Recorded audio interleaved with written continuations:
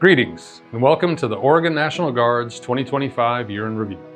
I'm Brigadier General Al Gronewold, the Adjutant General of Oregon. You've often heard me describe our top 3 objectives as members of the Oregon National Guard: being connected, being competent, and being committed. These principles guide us not only in performing our mission, but also serve as the cornerstone of our service to our nation, state, and local communities. This past year, that foundation has served us exceptionally well, from critical overseas deployments to supporting efforts here at home, with homeland defense, wildfire protection, search and rescue, and counter-drug operations. We were able to complete these tasks thanks to our unwavering focus on training and readiness. As we look ahead to 2026, it's important to reflect on the lessons learned this past year. Let's take this opportunity to revisit one of the most productive years in our organization's history as we prepare for the new challenges that lie ahead. We are proud to be the military service of choice for Oregonians. That distinction is earned through our dual mission, serving both our nation globally and our communities locally. We're your neighbors, your co-workers, and your fellow Oregonians who answer the call whenever and wherever we're needed. This is what makes us unique and defines our commitment to excellence. Last October, nearly 200 soldiers assigned to the 1st Battalion, 186th Infantry Regiment, mobilized as part of the Multinational Force and Observers Mission in the Sinai Peninsula of Egypt. Their primary mission, supervising the implementation of the security provisions of the Egyptian-Israeli Treaty of Peace. This deployment followed nearly 230 soldiers of the 2nd Battalion, 218th Field Artillery Regiment, who had mobilized just 2 months earlier for Operation Inherent Resolve in the Middle East. The 2 of the 218 was tasked with assisting, advising, and enabling partner forces to secure a lasting defeat of terrorist elements across the Central Command area of responsibility. By late September, both units had concluded their year-long deployments and were welcomed home as we celebrated their historic accomplishments. Over the summer, a seasoned group of approximately 35 airmen from the 116th Air Control Squadron returned after supporting CENTCOM air and space operations. Their return marked not only the end of their mobilization, but also the transition from an air control mission to a new cyber mission. Time and again, this unit has proven to be one of the most respected command and control organizations in the Air National Guard and the United States Air Force. In keeping up with current operational tempo demands, the 41st Infantry Brigade Combat Team mobilized nearly 220 soldiers to the Horn of Africa in May, joining Task Force Bataan in support of Operation Inherent Resolve.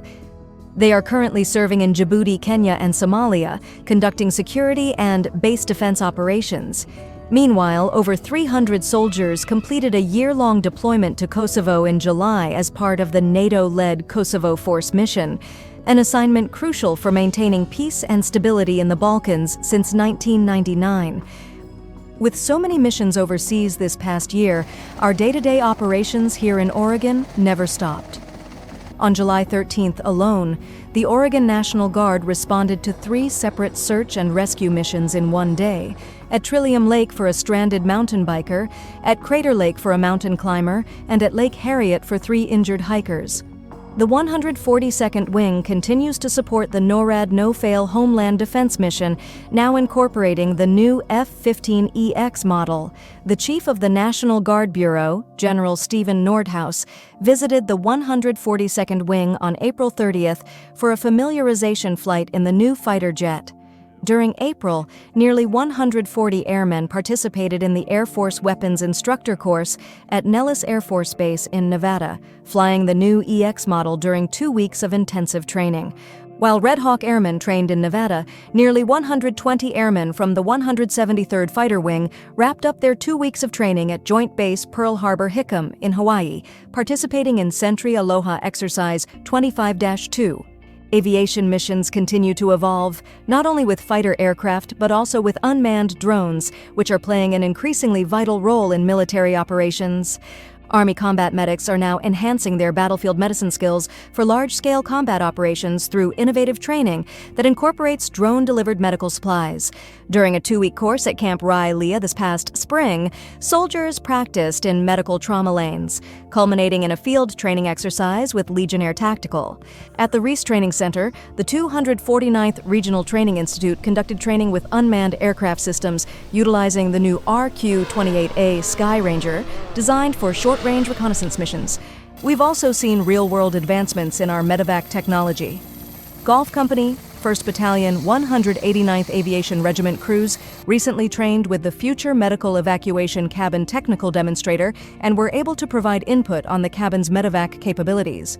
The soldiers assessed litter configuration, the ease of patient loading, and equipment organization. This new technology, such as the modular rail system, allows medics to move patients away from the cabin walls for easier access. In August, members of the Oregon National Guard's Chemical, Biological, Radiological, and Nuclear Enhanced Response Force Package, or SURF-P, conducted a large-scale mass casualty exercise at Camp Rylea. This joint training exercise provided participants with the opportunity to practice and apply their skills in a scenario that closely resembles a real-world disaster. This type of training is also beneficial to our civilian partners and members of the 102nd Civil Support Team, who worked with Oregon Health and Science University and Kaiser Permanente Sunnyside Medical Center in Clackamas in mid-September. The overall goal in both exercises was to help identify and develop responses to real-world incidents, recognize gaps, and enhance response procedures.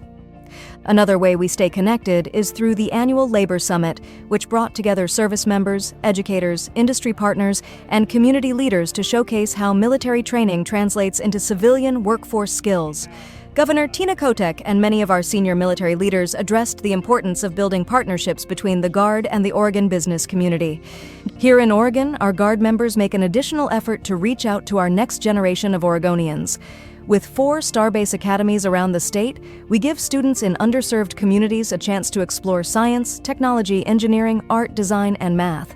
This year-round Department of Defense STEM educational program empowers students through a hands-on, minds-on approach to learning. Our Oregon National Guard Youth Challenge program in Bend is dedicated to transforming the lives of high school dropouts and teens facing academic challenges.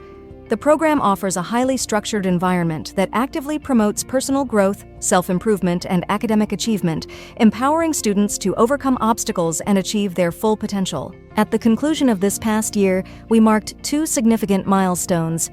The 3rd Battalion, 116th Cavalry Regiment fired its last shots as an armored unit before transitioning to infantry, coming full circle in its long military history. The Oregon Air National Guard's 173rd Fighter Wing graduated their last F-15 Sea Eagle fighter pilots on September 26 as the wing transitions to the F-35 Lightning II airframe. The graduation marked the end of a decades-long training mission that has produced some of the nation's most skilled fighter pilots. As we move forward, we fully embrace change and innovation in all the missions we are tasked with performing. So what does it mean to be a member of our Oregon National Guard community? How do others who depend on our support in times of need see us? I believe our people's actions can describe it. It's a military firefighter taking leave to lend a hand fighting wildland fires. It's stepping up to take on unique leadership missions in Antarctica. It's our ongoing support for our state partnership missions and for being good stewards of the land, while preserving our natural habitats and vital training areas.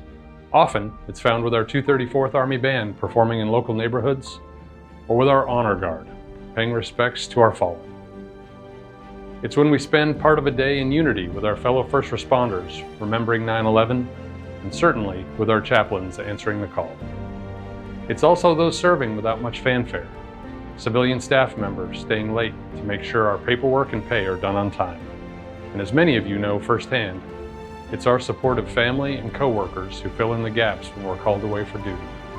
This is why we are the service of choice for Oregonians. It's because we're the home team. Our missions take us around the world and just down the street. Our people come from every walk of life and are sometimes 3rd or 4th generation service members. We're connected, competent, and committed to our people, our mission, and the communities we serve. Always ready, always there. Thank you for what you do.